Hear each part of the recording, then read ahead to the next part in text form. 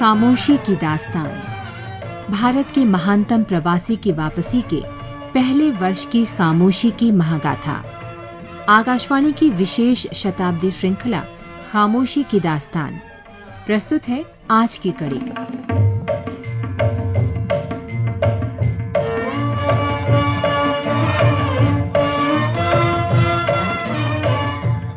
जुलाई में अहमदाबाद की गांधी की व्यस्तताओं में 3 अंग्रेज अधिकारियों से उनकी भेंट शामिल थी।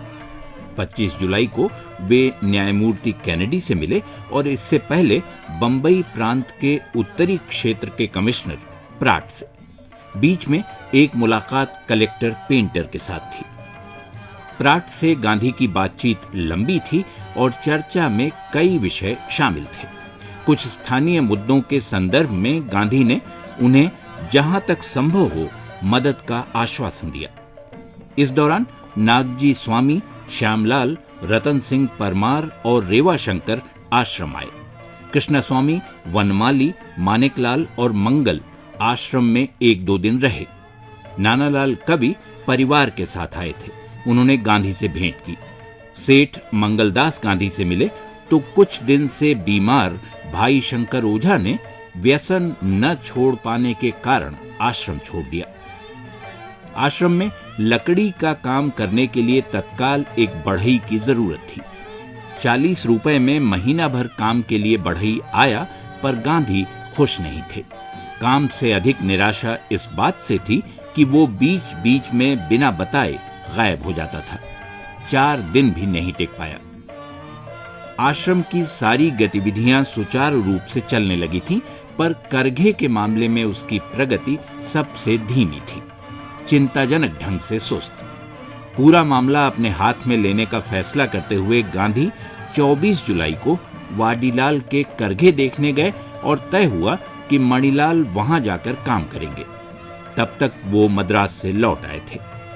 इस बीच गांधी ने एक चिट्ठी नारनदास को लिखी। कहा, गुजराती टीका वाली कस्तूरबा की रामायण की प्रति राजकोट से भिजवा दे। पोप की तमिल किताबें भी अगर मिल जाए। अपना काम अपने हाथ करने पर जोर देने वाले गांधी ने एक दिन देखा कि कस्तूरबा किसी दूसरे की धोती साफ कर रही हैं। उन्हें अच्छा नहीं लगा। ये आश्रम के नियमों के विरुद्ध था और कतई नामंजूर। गांधी को गुस्सा आया और गुस्से में उन्होंने झूठ भी बोला। कस्तूरबा के पास जाकर गांधी ने ऊंची आवाज में नाराजगी व्यक्त की। कहा, आज के बाद अगर मैंने आपको देवा का रूमाल धोते हुए भी देखा तो 14 दिन का उपवास शुरू कर दूंगा। अभी अनशन पर बैठ जाऊंगा। उन्होंने ऐसा किया नहीं। गुस्सा खत्म होने पर अपने व्यवहार से चकित गांधी ने 17 जुलाई को डायरी में लिखा, मुझे पता नहीं क्या हो गया था। ईश्वर मेरी मदद करेगा।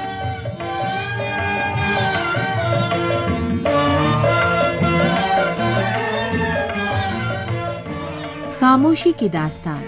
भारत के महानतम प्रवासी की वापसी के पहले वर्ष की खामोशी की महागाथा। ये थी आकाशवाणी की इस विशेष शताब्दी श्रृंखला की आज की कड़ी। शोध, आलेख और वाचन स्वर मधुकर उपाध्याय। प्रस्तुति मनोज मायंकर।